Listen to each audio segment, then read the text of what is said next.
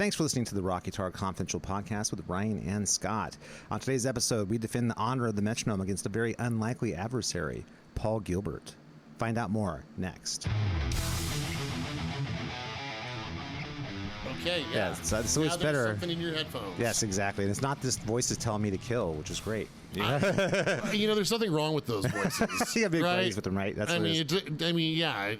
kill what and when. That's true. These are all good questions, really, at the end of the day. I mean, if yes. you're an exterminator, your job is to go kill all day long. Right. I've got to give my exterminator credit because they put up some fly traps up here in the studio, and the fly problem has been handled. Nice. I should probably go check to see if they're filled with the corpses of flies. Yes, probably. That's the main At some point, yeah, they should be inspected. But it's just talking before about it's so weird to see all these legendary players who are now just sort of just guys for hire now. It's we'll have I don't understand why on earth you'd hire Billy Sheehan to play on your album and not have him play like Billy Sheehan. It's playing the bass part that literally any competent bass player could do. If you're just pedaling eighth notes, you don't need Billy Sheehan. Follow the roots and just keep it in eighth notes. Okay, well, we better get Billy Sheehan for this. I wonder what Billy Sheehan's rate for 3.5 minutes of eighth notes. I guess. I would charge by the eighth note if I was him. Yes, God, exactly, right? But that's just such a shame that someone so talented as that who can do. And when you hear him in the Winery Dogs, even, which is, I don't know if you know that band. Yeah, that's Kotzen and Sheehan and Bono. Oh, it's Portnoy. Okay, yeah. But he plays incredible stuff. Really cool, inventive. It's a trio, so he's really taking up a lot of space. I get them confused with Black Country Communion in my mental database. That's Derek Shrinian,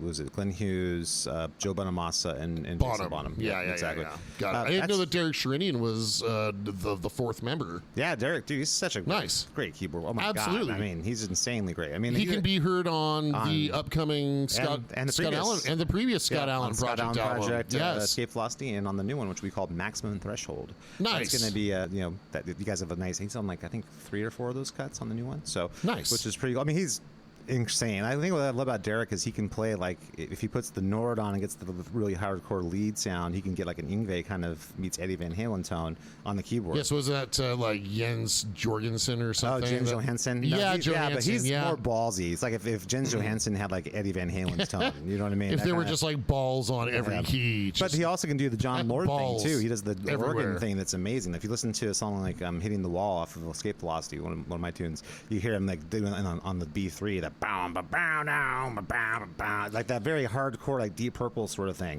John Lord. John Lord, for sure. Run Through a Marshall. So he can do it all. Keys. He can do that stuff. When you listen to Black Country Communion and stuff, you hear that. You hear that that killer John Lord kind of heavy keyboard organ B3 thing. But then he can also shred Yngwie and stuff. It's crazy. So that's awesome. The dude played in Dream Theater, so you know his freaking chops are insane. So which you'll appreciate this. One of the best moments from my last couple of weeks of teaching. Oh, nice. Yeah, I've had this student that's been originally he was listening to some YouTubers. And then, how unusual for students these days. Right, I know, yeah. That's what music is now, people. Yeah, and then there was, there was a fleeting interest in Korn. Oh God, no! And, some of that early 2000s drop tune. Oh, good Lord! This story has a happy ending. Okay, he should know better. That's all. No, I know, and so part of the back and forth was, hey, I can teach you these fundamentals, but I'm not going to tune my guitar to C sharp standard. Yeah. Right. Right. Not only that, because you're teaching usually with a locking tram, so it's not like you can sit there and do that easily. You know what I mean? There needs to be just a common foundation so we can begin to understand some concepts, right? Yep. Well, 2 weeks ago, he came to me and wanted to learn some Dream Theater. Oh, nice. I was like, yay. Yeah, so finally he figured out that there's really cool use for 7-string guitar. Oh, well, actually, and you know what? These were standard pitch tunes. Oh, yeah, probably off of Images and Words and stuff like that, right? I think it was a little bit newer. God, I wish I could remember the song, but anyway, whatever it was, this is 2 weeks running. They're different Dream Theater tunes. A couple other cool bands that you want to direct them towards with the 7-string and the low tune stuff is definitely another band called Planet X, which is Tony McAlpine, Derek Shrinian, Virgil Donati on that. I can't remember who the bass player is in that band. I don't know. I can't remember who it is. Great player. Actually, my band opened for those guys at the Whiskey in Hollywood years ago.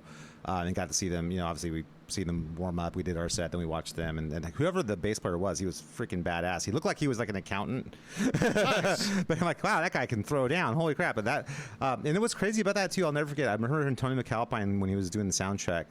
And I remember thinking his tone was like terrible. Like, wow, his tone is really terrible. Oh my god! But when they played all together, well, I was gonna say, was it better in the mix? Tone was fantastic with what was going on. It actually cut. I was like, oh, I totally get what he's doing. It's like he's all mids basically. Yeah, well, it just goes to show that what we used to call bedroom tone, which is that scooped practice amp tone, is not at all a feasible guitar tone in a band situation. Especially when you consider the bass is taking all the low way and the cymbals are taking all the high way, so you're gonna end up sounding like nothing basically. Exactly right. So you've got to make friends with mid-range folks. This is one of the reasons I push back on 8-string guitars too, because 8-string guitars are getting way into the bass territory, and you basically will be playing a bass at that point. There's no point. Because guitar is a mid-range instrument, people. It's a mid-range instrument. It's not supposed to sound like a bass. You know what I mean? It's, that is something that the Korn people try to push us in that direction. But Planet X, Dream Theater, especially on albums like Awake and Falling Into Infinity, were incredible with the 7-string. Thinking of Nevermore. Go listen to anything from Nevermore. That's a band that's a 7-string across the board kind of thing. Insanely great 7-string playing. And I don't know if you guys don't know Nevermore. Albums to check out from those guys. Obviously, This Godless Endeavor is a good one. I would say, oh my gosh, Dead Heart in a Dead World. They have really happy, uplifting song titles. Dead Heart in a Dead World. What was that? The Engines of Hate. There's a bunch of great. They were happy-go-lucky. But anyway, Jeff Loomis is like the coolest dude in the world, though. It's kind of funny to me that they're having all these songs with all these like death and horrible kind of things. But anyway, great bands if you're interested in like lower tuned, really I'm thinking 7-string guitars. I also lose a lot of respect for anybody playing the drop A on a 7-string. I just don't see the purpose of that.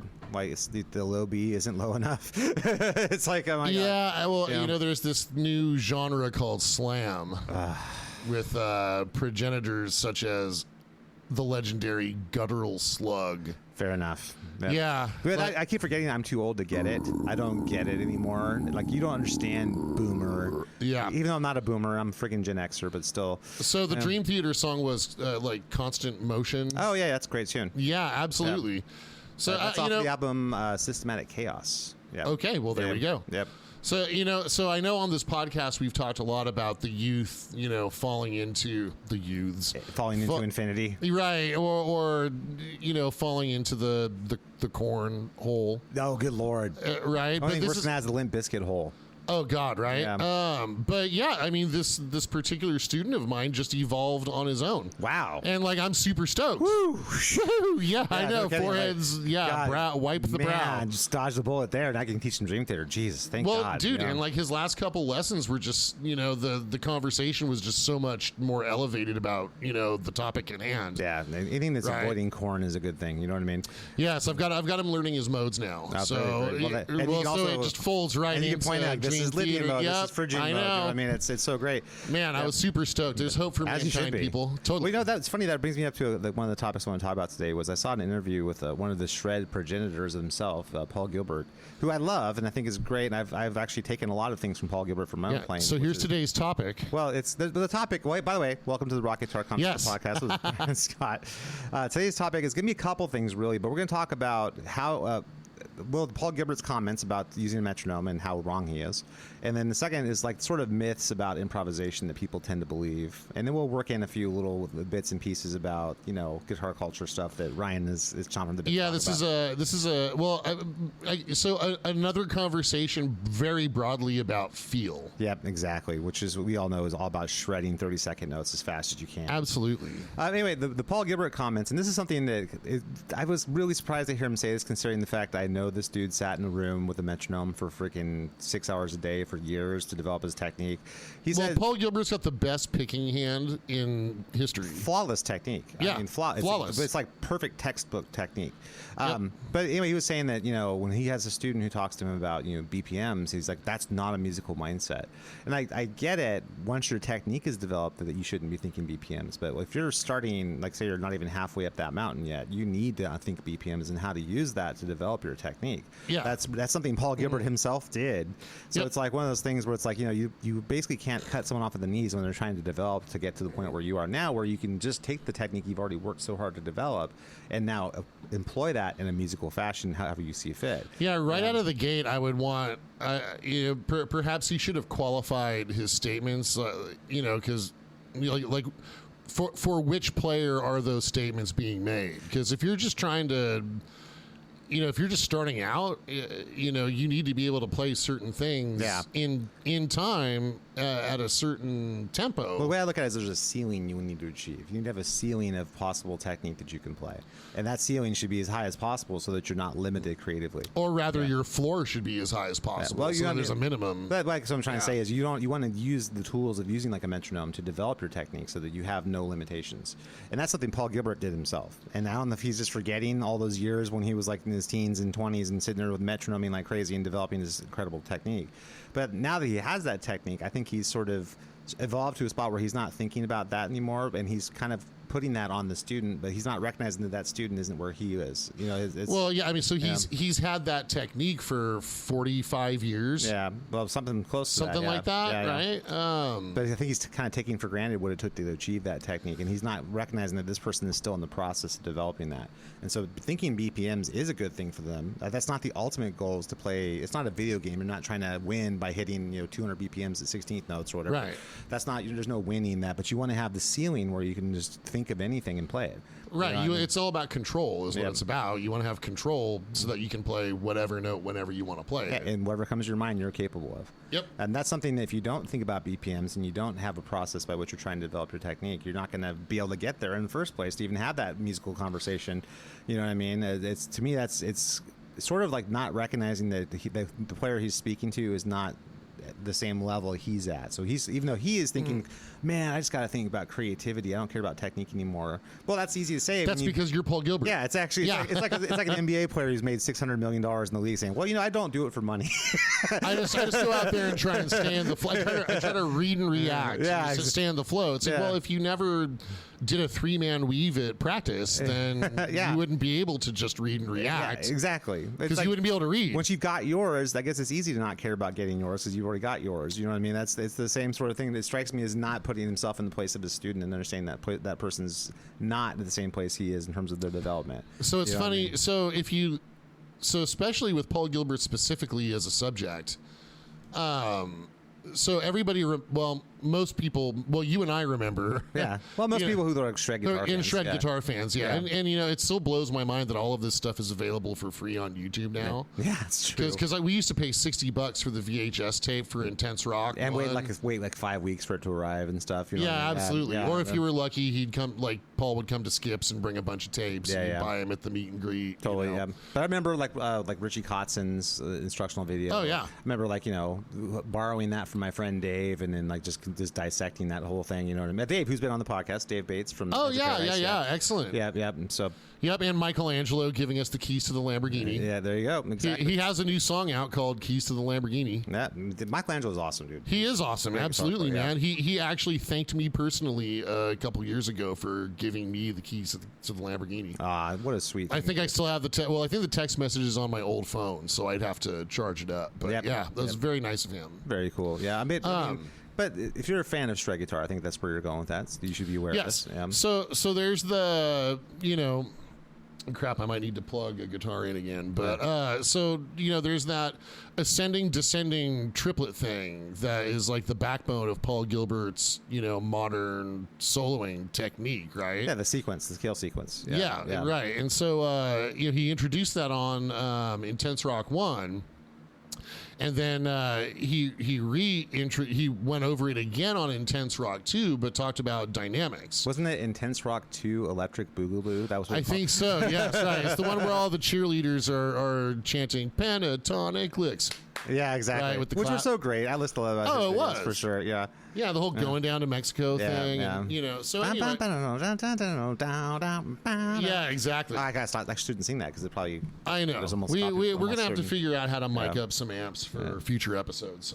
So Paul, already right out of the gate, he was concerned. I think he's had a long-standing concern about just players just taking his thing and just being super literal about it. Yeah. Was regurgitating exactly the thing. Yeah, and I can only speak for myself. Like every little thing like that I ever learned, I immediately wanted to mutate it and repurpose it for my own. Well, because you don't want to just like, hey, here's the Paul Gilbert lick. You know, everybody look at Paul Gilbert lick. You know what I mean? It's like you want it to be something. That's why I've always thought it was not that valuable to like learn eruption note for note. It's like, well, you can't go play that. What are you gonna do with that? You can't go play that in your song. Like, oh, here's my original song. You know, you can't do that. You know, I wholeheartedly agree. Because I agree with you 100%. My purpose was never to play someone else's stuff note for note. My purpose was to steal their way of thinking and then combine it with how I think. You know what I mean? That kind of thing. That's so. Yeah, that I think that's the difference between the YouTube generation. This is going to sound so old. I can already feel it coming here. Get off my lawn. These damn kids and their fancy YouTubes and whatnot. No, but when we were younger, the goal was to sound like the most awesome you that you could. Right. That's what you wanted to do. You need to sound like you, have an individual kind of feel and vibe and thing that you do. Yeah. It wasn't about trying to learn that thing and play it back perfectly, or to try and do it while, I don't know, juggling wine glasses full of that was, I've never. It was about sounding like you. That was the goal. You know what I mean? And I think that kind of got lost after the grunge pop. I mean, like many things got lost after the grunge apocalypse. It just that was one of the many things that got lost in the wasteland. But hey, the young people of today are still discovering Dream Theater. That's true, and I agree. And Dream Theater was like one of the only beacons of hope. That's like the white city on the mountain during the dark times. You know what I mean? The city on the hill. Yeah, exactly. Well, no, we're talking about like the Gondor. You know, the White Tower of Gondor. The only thing. The Tower of Gondor. The only thing that stood against the darkness. You know, like the beacons. Yeah, exactly. Like Dream Theater shows up on. And then Steve Vai and Satriani came riding in from Rohan to help. You know what I mean? Yes. Fight against the darkness. You know what I mean? I could see like Zach Wilde living in Rohan, being like one of the writers of Rohan. Exactly. Right. The all messed. Yeah, big old giant. With like the giant beard. Yeah, those guys. Well, actually, no. Maybe let's combine them all to the G3 group and then Dream Theater. They kind of they lit the beacons, and then G3 came to help aid. Yeah, you know, I got to give Dimebag Darrell some credit. There was at least some shredding guitar. Dimebag was like a guy who was like a chieftain in a city that was like Osgiliath, right between Mordor and Gondor. He kept them at bay as long as he could. You know what I mean? Dimebag was toiling away in the mines of Moria. Then he found the Balrog. And the Balrog right. He was doing battle with the Balrog. Like yeah. No, it's, but that's what we had to live through. Like we actually see the thing about battling the orcs of Corn. The difference between you guys, the youngins, and us is that we actually lived when there actually was a thriving Gondorian back in the Third Age. Yeah, it's back in the early part of the Third Age before the Dark Times. You know what I mean? And we were able to see what that was once like. So you guys grew up in the ruins. You don't know what it once was. You know, when you see that statue of Elendil and Isildur, standing there, you don't realize that we saw what that shit was like at the height of Gondor. You know I'll tell you what, Isildur sure could shred. Let me tell you, man. He was Elendil totally shredded, man. He shredded a bunch. He was shredding right up to you met up with Sauron. Dude, elves they shredded for centuries, for millennia. Yeah, exactly. Since Elvator sent them to fight against Morgoth, the Dark Lord, back in the First Age. Right. Well, wait. So so Cobain would have been Sauron.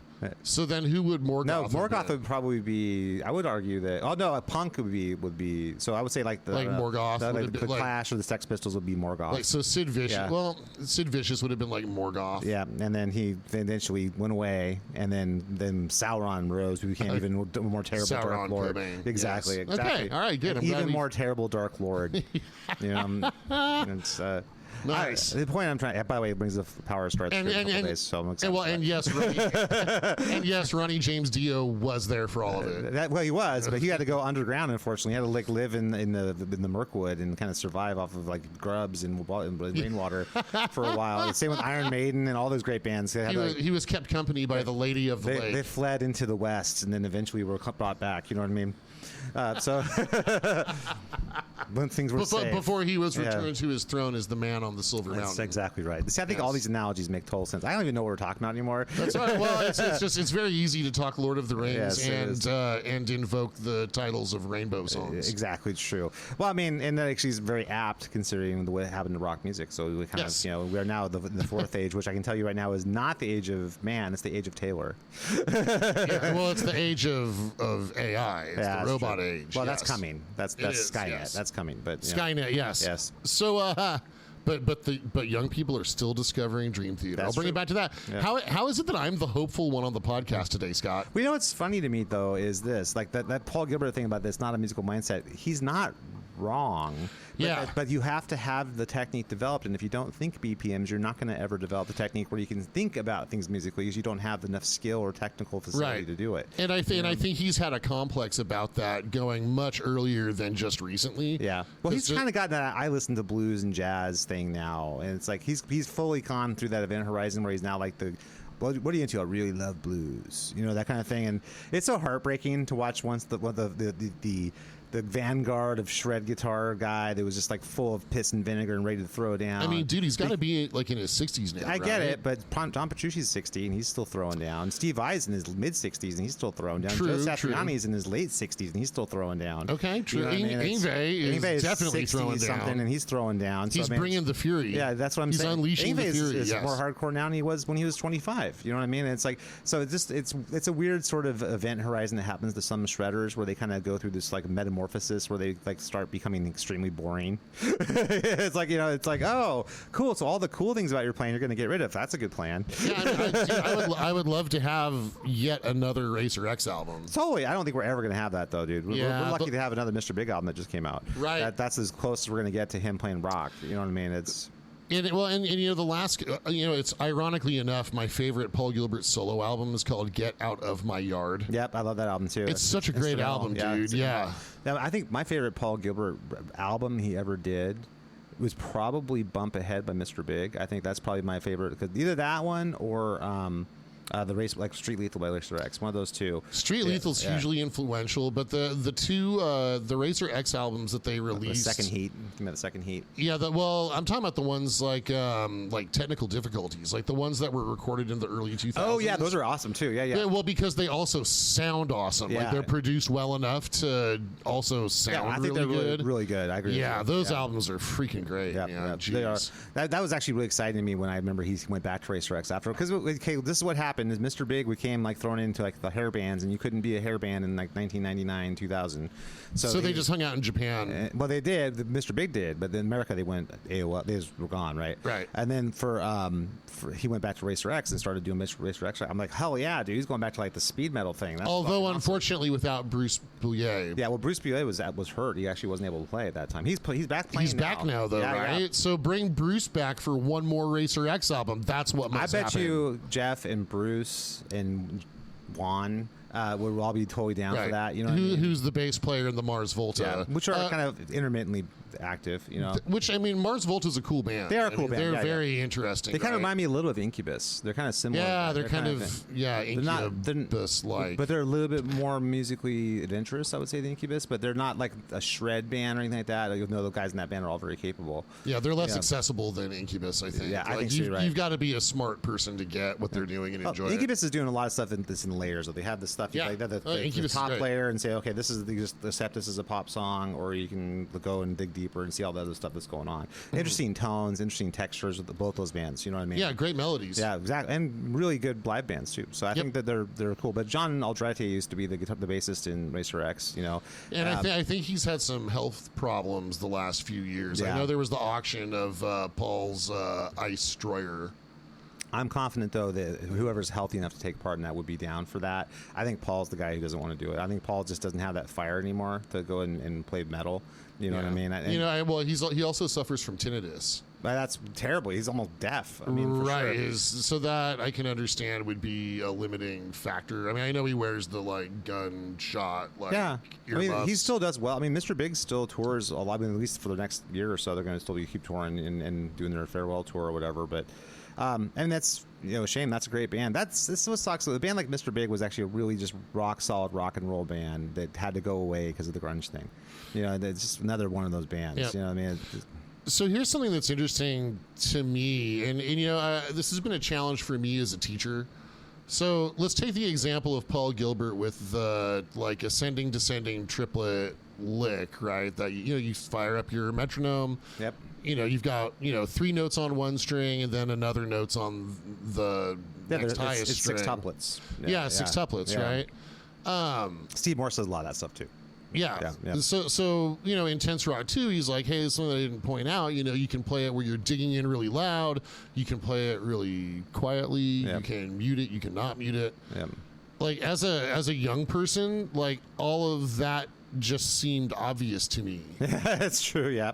Right. Yeah. So if I played the thing, I try and play it loud. I try and play it quiet. Yeah, because you're trying to make it sound muted, like you. That's the difference. You're trying to make it sound like you. Or rather, just out of pure curiosity, like how many different ways can I play this thing? That's what I mean. You weren't not just fast or slow. You didn't take this idea and think, okay, I'm just going to do this idea. You thought, cool, this is a seed of a bunch of other ideas. Let me go and take this off in 50 different directions and make this one out. Yeah, I think that's something that was in the air when you and I were learning. That's just kind of natural. Of course you do that. Of course you do that. Yeah, or just sitting with your guitar on an afternoon, just going, man, what kind of sounds can I make this thing make? Well, also, we didn't have all the sounds in the world either. We had like one electric guitar with one shitty amp, and we got to try and make something happen with that. It's like made out of a real hardwood body. Exactly. With paint finish. With the immortal Crate amplifier. Oh, God, yeah. My first amp was a Crate G10 XL. Yeah, exactly. Yep. Whatever it is. And it's just the worst sounding thing ever, but you got to find a way to make it sound good. And we did. We just got to sit there and we just played. And honestly, what the way was to make that piece of garbage work is you just have to play with intent. You have to play like you have to make the sound with your hands. It's not going to come from the amp. You know what I mean? And once you can do that, then it really ceases to matter what you're playing, what you're plugging into. You know what I mean? Which is why Eddie Van Halen sounded like Eddie Van Halen no matter what he used. You know what I mean? Oh, absolutely. Steve Vai just sounds like Steve Vai no matter what he uses. You know what I mean? doubt. It's because it's in his hands. It's not the gear. And I think that might sound like a cliche, but it's really true. But here's the thing. You have to go through a whole crucible of sort of training yourself to be comfortable understanding how to express what's within yourself. You have to have the tools with which to do it. And it's a fun crucible. Yeah, it is. Crucibles are usually fun. Yeah, right. Yeah. You know, so Rob Halford named one of his solo albums after Crucible. It's a great album. Rob Halford's solo albums are freaking badass. They are, with Metal Mike Classic. Yeah, sure, and then of whatever course his name with is. Fight with Russ, and I mean, or as you better know him, Satchel, who played with Rob Halford in Fight. Great band, which was awesome. That's when, actually I would say at that point, like, I mean, you could argue that Rob Halford's solo band was more badass than Priest at that time, and with Ripper. You know? Oh yeah, dude, man, I remember thinking Fight was like, okay, this is the future of metal. Yeah. And I'm sure that's what Rob was thinking too. Yep. Kind of like quasi-industrial, quasi-thrash, quasi-power metal. Just very aggressive. Yeah, but great. Imagine if you took like Painkiller and made a whole album like in that style. Yeah, it's like Painkiller just without the sci-fi lyrics. Yeah, but you know what I mean, though. Yeah, it's a little heavier, a little less song melodic. Painkiller. I mean, it's like where it's like this, like a really aggressive. Well, it's because Scott Travis is on both albums. Yeah, Scott Travis is fabulous. Right. By the way, he's the engine. Was a drummer in Race Rex too. Absolutely. Yeah, that's right. So it's interesting, in my evolution as a teacher, I mean, I think part of anybody, getting into teaching is that you have to understand that things that were obvious for you are not obvious to others.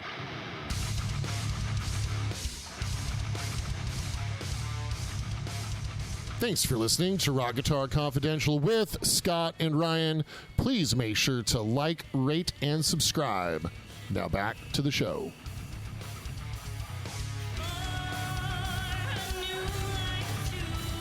Yeah. And then you've got to find a way to bring them along on whatever that topic is, right? Yeah. So we have to be thorough too. We have to kind of cover a larger bases when you explain something. You know what I mean? And in great detail, A lot of times I'll sort of like hypothetically ask questions. Okay, so why would we do that? Why do we care about this? Okay, this is why this matters. This is how this relates to this other thing we did. You know what I mean? And we also have to make sure that the student's still paying attention and like they don't gloss over. Yeah, I do that with humor usually. I'll be making them crack up, and then hopefully, like somewhere in there, I've squeezed some knowledge in that. Yes, right. Yes, that's usually indeed. That's why I try and go for it. Well, we all, when we're teaching, we are performing. Yeah, it's true. Exactly. Right? Like I'm performing. Like It's like like I care about being there. No, I care. A day students, I care. If you've got like 10 students in a day, that's like 10 half-hour gigs that day. Yeah, that's true.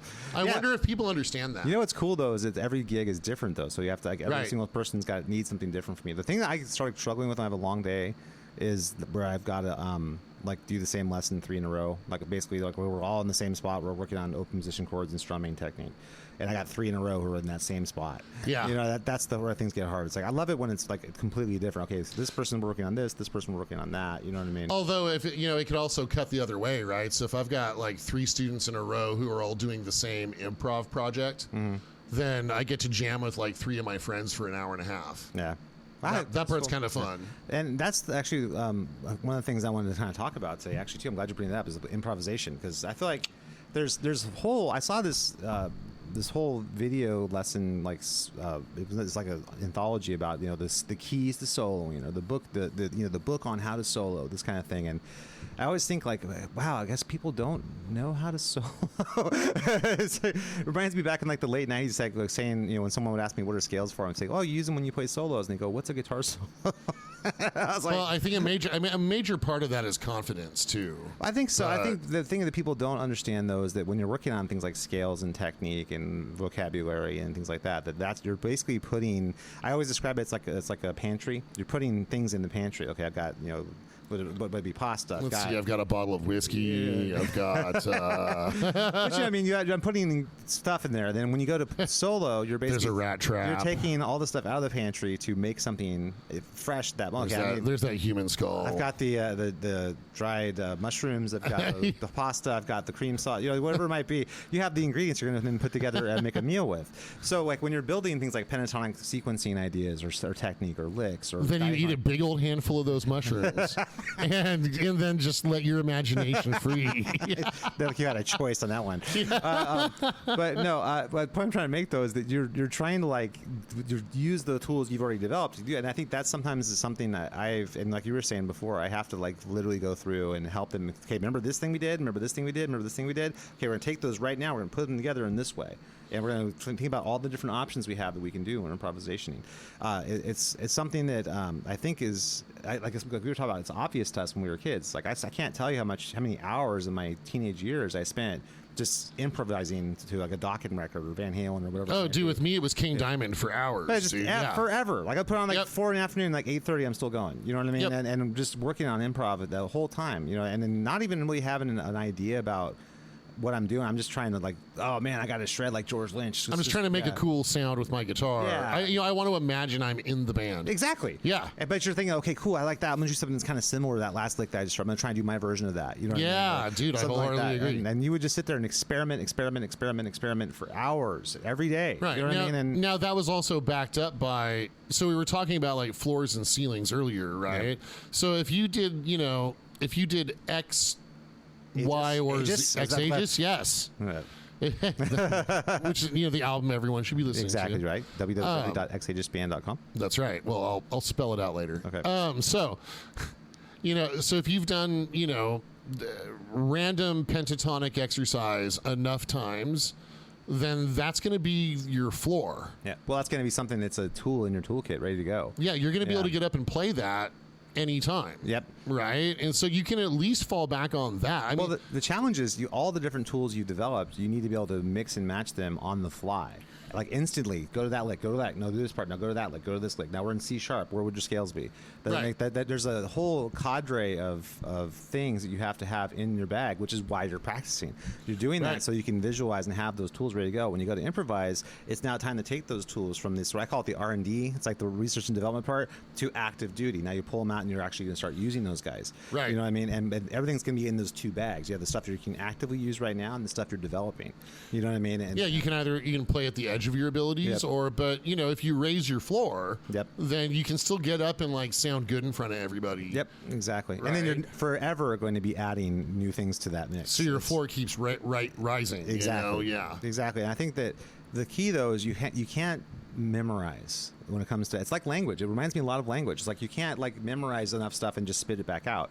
When it comes to improvisation, it's like having a conversation in French or something. You can't just memorize a paragraph and say, okay, I know French. Well, no, you just know that paragraph. What if someone says something to you that doesn't relate to that paragraph? Now you're screwed because you don't speak the language. Right. So the goal is to learn the language. The goal isn't to memorize and spit back.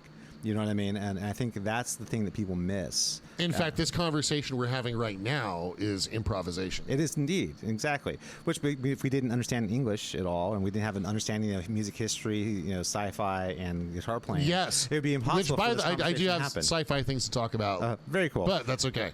So I think the idea of there being a blueprint or like a book on how to improv is silly to me, because really the book is learn as much as you can or get at least a fundamental of so many different tools in your toolkit, and then it's an ongoing process that's going to take you years of improvisation and experimentation to get good.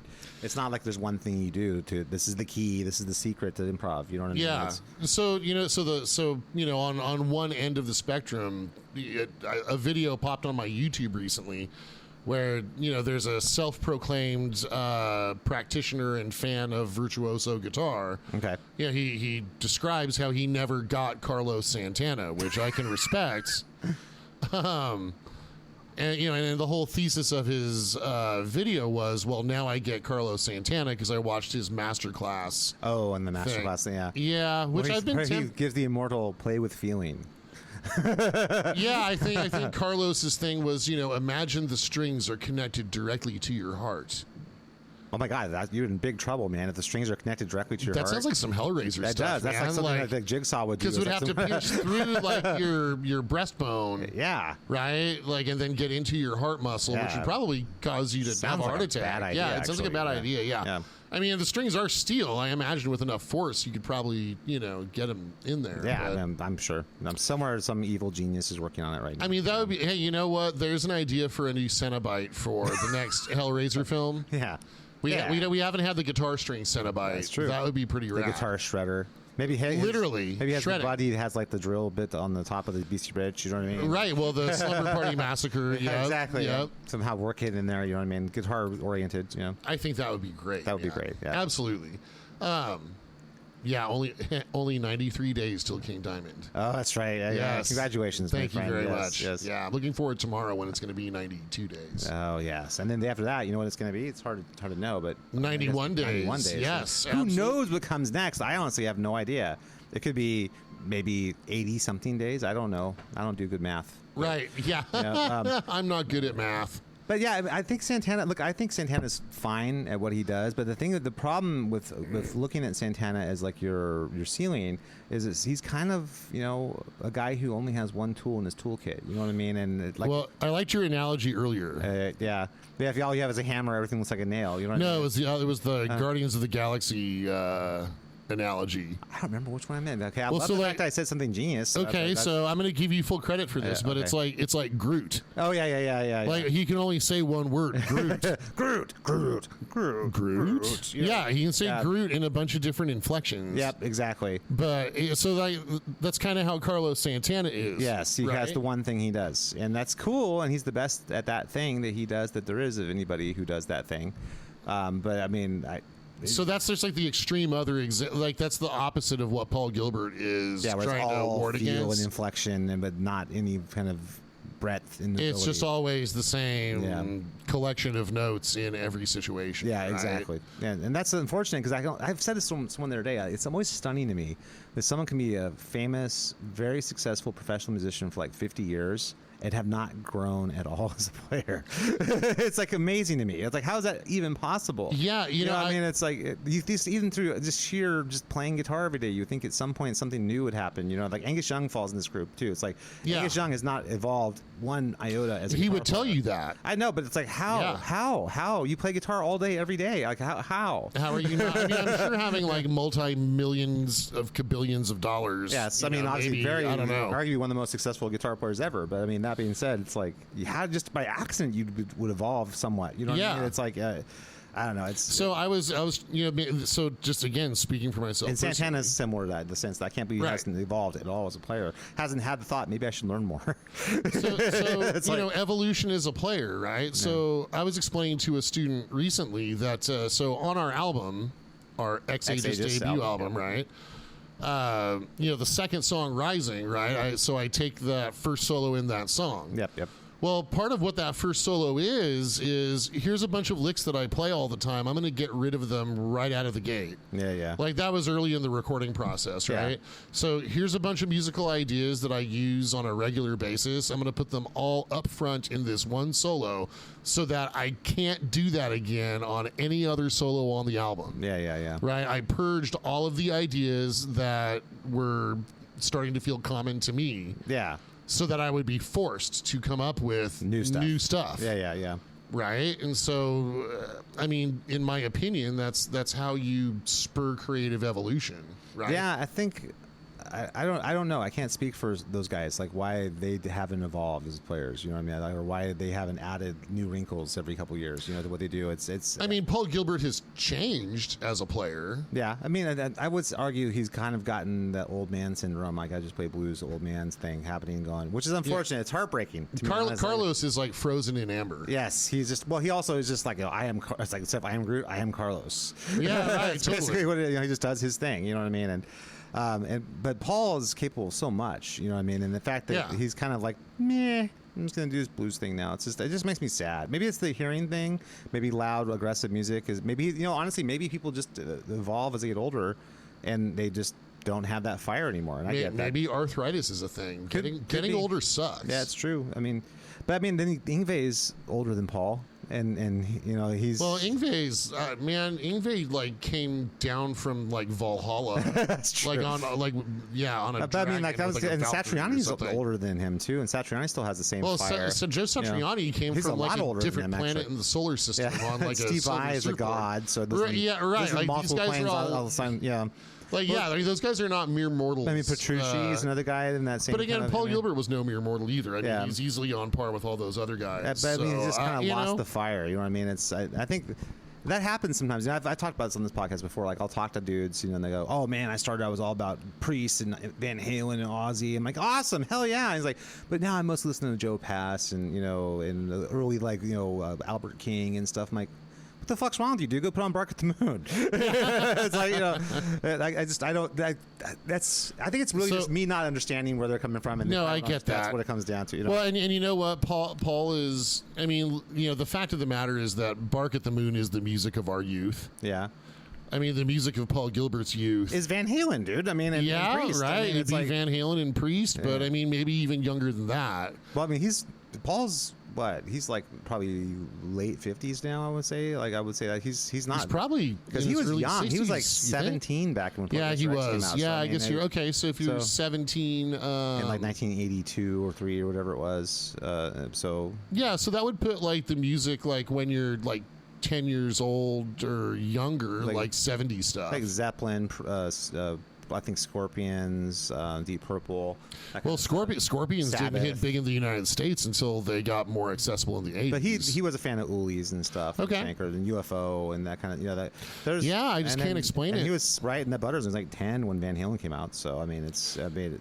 So I don't understand like why disavow virtuosic guitar playing. Well, he hasn't. I just feel like he does it because he knows. It's like reminds me a lot of George Lynch in a lot of ways because George Lynch knows that he's known for a certain kind of playing, and that his audience wants to hear him play Mr. Scary and Tooth and Nail and all these these ripping songs when he was like 28, 29 years old, and he isn't there anymore as a player. He doesn't want to do that anymore, but he's kind of trapped. He knows that the thing that his fans wanted from him is this thing that he was when he was like in his late 20s, early 30s, that he's not that anymore, but he has to do that because that's what his fans want from him. You know what I mean? And, George was like never a real surgical player. But yeah, so I don't know, man. If you listen to like from Under Lock and Key through Wicked Sensation, that's probably peak Lynch, and he was as shredding as anybody. Oh, he's great. So I recently had a student who asked about Mr. Scary, right? Yeah. So we bought the sheet music. Oh, and then the student, showed me, he's got like an online lesson about it. So we checked it out. And so, say it's like an hour long, like the first 40 minutes are all just about how to play the rhythm parts. Yep. And then when he gets to like the solo part, right? Like we read the sheet music, we played the phrase. I showed him another way you could play it. I think if you tap it out. Was it actually the song Mr. Scary? Or? Yeah, it was actually literally Mr. Scary, right? So many harmonies going on that makes it hard. Yeah. There's a ton of tracks on there, right? Yeah. So just like when the first like solo part, right? So we analyzed it. Here's what key we're in. See this note is out. Here's how you read that on the sheet music. Mm-hmm. And, all just to say, if I played it, I'd play it like this. Yeah. Right. And so, I changed one lick into like a tapping lick with a tap slide, which is also very much a George Lynch thing. Yeah. And then we went and watched some like videos of George playing it, and he doesn't even try to play it the same way. He just totally just improvises it. Yeah, he doesn't do it the same way twice. It's true. Well, I mean, when he first laid it down, it was probably improvised. It was very off the cuff. It was. Well, he did it, and like you can hear it in pieces. He did a section, and then they comped it. And they did the section, and they comped it. That's how he did all of his solos. Yeah, exactly. That's what George Lynch did. So he was, I'm going to do 100 takes, and then we'll comp it. Exactly. So none of the solos we heard were like he played on the day. He played a bunch. Well, he played them on that day. But he like did them not back. It wasn't like one piece. You know what I mean? Right. And you could hear it. Like if you listen to the way the album's actually built, you can hear it coming in, and the next section comes in. The next section, you can kind of hear like the fades ins and outs. And they kind of overlap sometimes. Yeah, exactly. It was just a different approach. You know, crazy that they did all that on magnetic tape. That was very skilled editing for sure. God, somebody knew how to work that razor blade. I know the guy that did those classic Dokken albums. Well, Michael Wagner did Under Lock and Key, but who's the guy that did Blizzard of Oz? Blizzard of Oz and that was I know Max Norman. He's the guy right. that did Back for the Attack and Wicked Sensation. It was Max Norman. Yeah, and I know Sankaritis was there like the whole time as an engineer too. Yeah, so I mean, but you look at that and it's Chris like, Sankaritis, by the way, this is such a conversation that isn't going to exist 30 years from now. Like people are not going to know. Oh my God, when Bad Bunny did this, who was on second guitar? Fuck. You know what I mean? There's no one's yeah, going to. Who was sitting in front of the laptop when the space button was pushed? Right. So for those who want to know, Chris Sankaritis produced Painkiller, and a ton of other albums. Total like legendary metal producer. But he was just coming up when albums like Blizzard of Oz were being recorded. Yep. Yeah. So anyway, Max Norman was an engineer on Blizzard, but he ended up becoming like a producer after that. Did Loudness, the Dokken. A bunch love of Loudness. Please come back to America, Loudness. Yep. So I'll make sure I'm available. Those classic Loudness albums are fucking awesome, dude. The new Loudness albums are awesome. But I mean, like if you didn't hear them, the new ones, you only heard the classic ones. Dude, the classic ones are great. They totally hold up. It's not they like, oh, this sounds like a time capsule from the '80s. It's like, well, there is very '80s-ness to it, but it's still great. You know what I mean? Yeah. There's a they just re-released a couple years ago or a few years ago. Who knows? I don't know how long ago anything is anymore. But there's a remastered version of Soldier of Fortune that's available. Yeah. And some of the bonus tracks are like demos of all the songs that have no vocals. And I mean, I love one of the reasons I love that album. Vicera, right? Mike Vicera is one of the reasons I love that album. But it's also cool just to hear Akira Takasaki and the band just play the songs. Yeah. Well, you see, that's probably what they presented, and it's okay. Now let's put lyrics and melodies on this. Yeah. You know what I mean? It's Man, I love Akira. So great player. So great. He actually reminds me a lot of Lynch in a lot of ways. He's kind of got that fiery kind of unpredictableness. You know what I mean? Yeah, he's a little more technical of a player, though. Yeah, well, I mean, I don't know. I would argue that peak Lynch was just as technical, but like Lynch, like I'm going to give the edge to Akira, but I don't know about that. I mean, I'm going to give the slight edge to Akira. But Lynch had that same sort of fire. The thing about Lynch that I've always loved is his tone and his attack and his attitude was always. Well, and that's what I love about Akira. Yeah, too. Totally, I agree.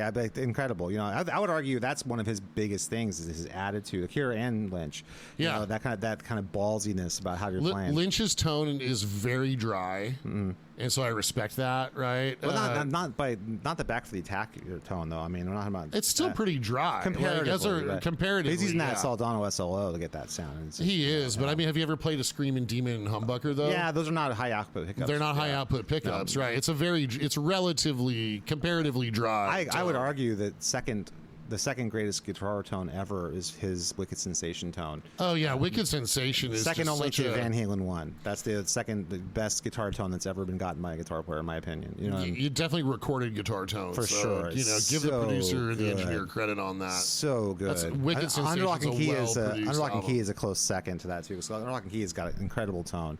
Just across the board. But I think Wicked Sensation tops them all. That's the definitive George Lynch statement. That run from Under Lock and Key through Wicked Sensation is peak Lynch. That's like Lynch at the peak of his powers. Yeah. Wholeheartedly agree. Yeah, totally. Whereas I think Akira has been at his peak. Like he's still Akira. He still does what he does. Yeah. I don't think there's been any. I mean, the band changed and they did some stuff that I don't like. Their stuff's a little bit less melodic these days. It's a little bit more thrashy. It's a little heavier. Yeah. But they resurrected the ghost of an angry samurai to be their drummer.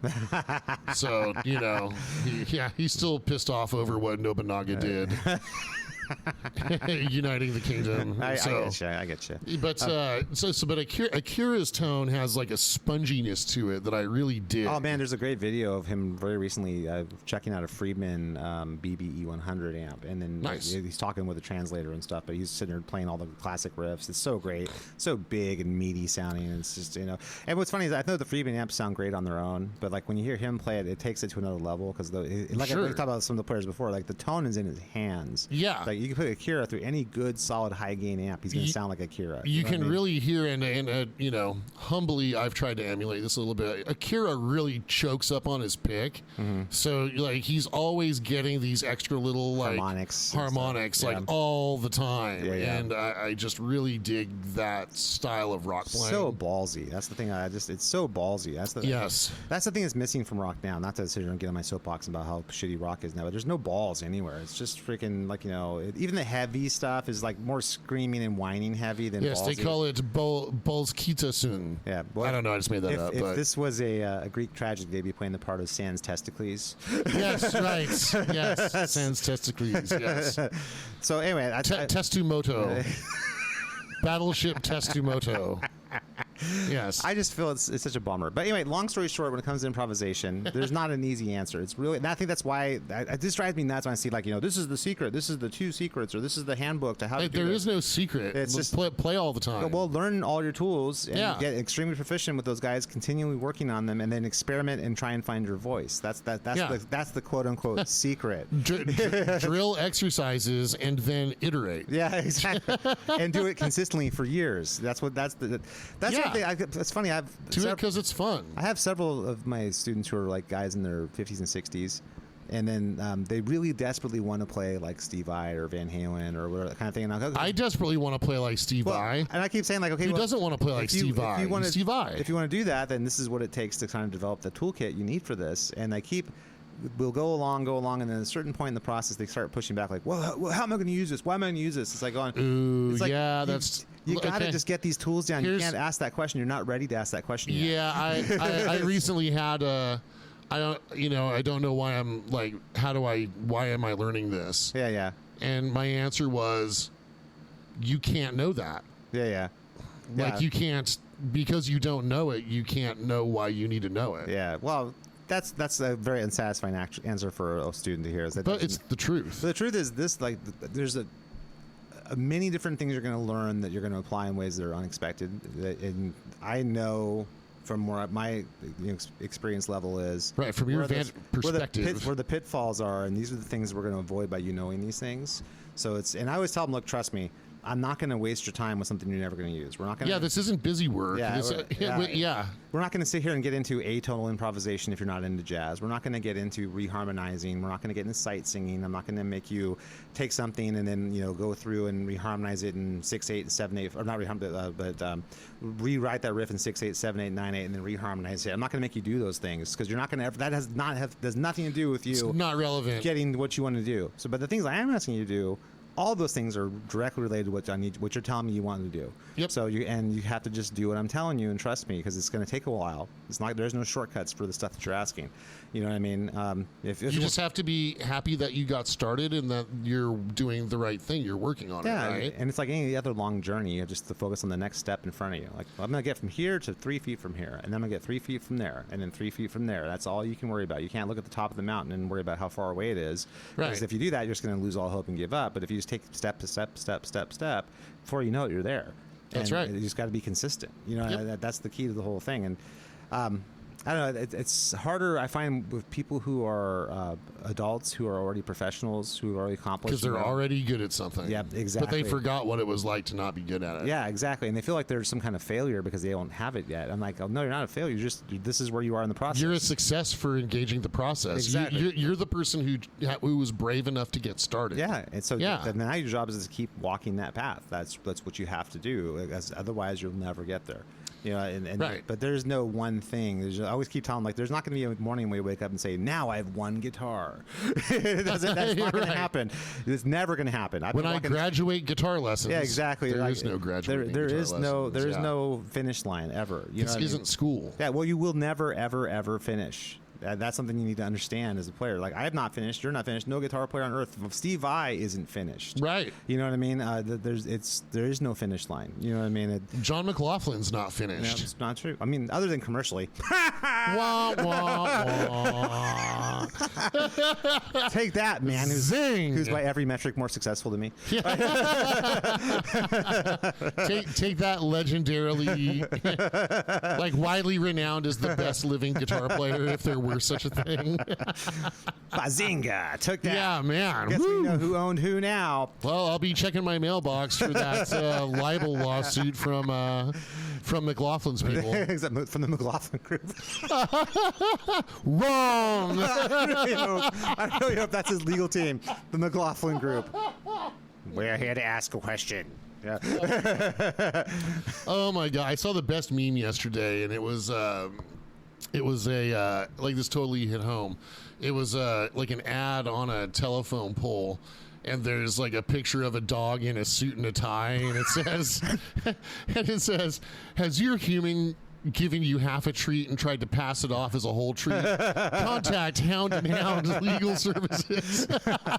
Yes. And I thought to myself, fuck yeah, I've done that. Yeah, of course. I've totally done that. It's a dog. They don't know. I hope Gabby doesn't know. I hope my pupper doesn't know. Yeah, they'll find a way. She'll get tummy rubs. You know what's funny later. is once they figured out the little crap in the corner, you're like, aha! This is from that thing for 3 months ago that I didn't. Yeah, I got. Dude, the Annapals have been double teaming me lately. Like the cat will jump. Like Misty tried to. So I have a big like container of cat treats on the coffee table. Okay. Because he's like king of the. He's going through his jumping up on stuff and knocking things over phase. Malmsteen. Yeah, this is Ingve J. Meowmstein, my cat. Exactly. Yeah, he's been unleashing the furry on top of my coffee table. You know, ever since he started working on his next album, Fire and Mice. He's, you know, the things he dreams about. Yes, right. Yeah, exactly. Yeah. So he's on his jumping up on stuff and then unleashing the furry and knocking it on the floor, right? Yeah. So I've got some cat treats that I can go throw onto his like murder machine toy. Okay. And so he'll chase the treats and right, but yeah, I can't keep up though, you know, because then I've also got like the doggo who like knows that like I'm about to eat breakfast or something. I don't know. I've been getting like double teamed by the Annapals lately in the mornings, and they just take all your time. Yes, and you know, I mean, then I'll let the doggo. Man, I must have let the doggo out to potty like 15 times this morning. Better out than in on that one. So like, how do you do it with kids? Like, how many times do you let them into the backyard to potty? Oh, you just have to cancel your entire life for about 4 or 5 years when you have kids. I mean, there's just nothing. You just keep that kid alive and keep food on the table and roof over their head. That's all you do. But I mean, so do you just like let them? Like when they have to potty, do you just let them out of the backyard for like a few hours? At some point, they become potty trained. So what? That is going to happen. But okay, so what kind of litter do you But when use? they're babies, though, you are responsible for all that. So trust me, it is no fun. Have you ever? You wake up to a baby and they've been sleeping all night, and when you open that diaper, there's some things waiting for you in there. Fuck. Well, so what kind of litter do you use for the baby? Yeah, you just have to do the old school, man. What? You have to have a diaper genie, and there's things you have to do. Man. But I'm fortunate. I've survived those years, man. My kids are in their teens now. Dude, I'm glad you made it, yeah, dude. It's like you survived NAMM. Yeah, exactly. Yes. not the NAMM, like not the NAMM show. Not the cool when you go see music equipment, but the one with like the other punji sticks. Yeah, exactly. That's true. Filled diaper punji sticks in the jungle. Yeah, I look back at that now. Anyway. I do like when my daughter was born, my first child. Like she had colic, and so she literally wouldn't sleep through the night. I think she didn't sleep through the night for like 4 months. So like every like 3 hours, she'd wake up screaming. And so one of us would have to go and give her a bottle. I give her a bottle, or my ex-wife would feed her, and we'd rock and put her back to bed. And then 3 hours later, she'd do the same thing again. So just rinse and repeat. Eventually, what ended up happening is we ended up taking turns. Like one of us would get up for the next 6 hours I'm on duty, then we're going to switch off, and you're going to do 6 hours on duty, that kind of thing. And that was for months doing that when my daughter was born. So not only did we have this screaming kid that we had to do everything for, but we never got a good night's sleep for like 4 or 5 months. Yeah, dude, that's just chilling. That is a lot of what parenting is. And then when when she got out of that, she started sleeping through the night. It was better. Then we had our second child, and it was one of those things where you kind of, every kid's different too. I don't know, it's hard to say. Not to go too much on the parenting. Which is crazy because like when you're an adult, like you wake up screaming screaming like all the time. Yeah, that's because of the night terrors, though. Right. Yeah. You're like, don't worry. One day when you grow up, you'll wake up screaming like this. Or like we'll just flip around. Like when I'm old, I'll wake up screaming every 3 hours. You're right. I mean, who doesn't? Right? I mean, are you sure it was colic? I mean, who doesn't wake up? Yeah, like, oh my God, I think I heard that Paul Gilbert lost all his fire for rocket plane. Oh no. Right. On that happy note, we need to start wrapping up for this particular edition of the Rock Guitar Confidential podcast with Brian and Scott. Thank you guys so much for listening. Please make sure to rate, review, and subscribe to this podcast. Also, please make sure to check out our band website where you can find out information about Ryan and I, hear our music, and go buy stuff perhaps if you want to at www.exagisband.com. That's www.exagisband.com. And you have links to social media there. You can please follow us on social media like Instagram, Facebook, and X. And formerly known as Twitter. Yes, I still think it's Twitter. It'll always be Twitter to me. Anyway, thanks so much. We'll see you guys next week. Take it easy. Peace. Peace.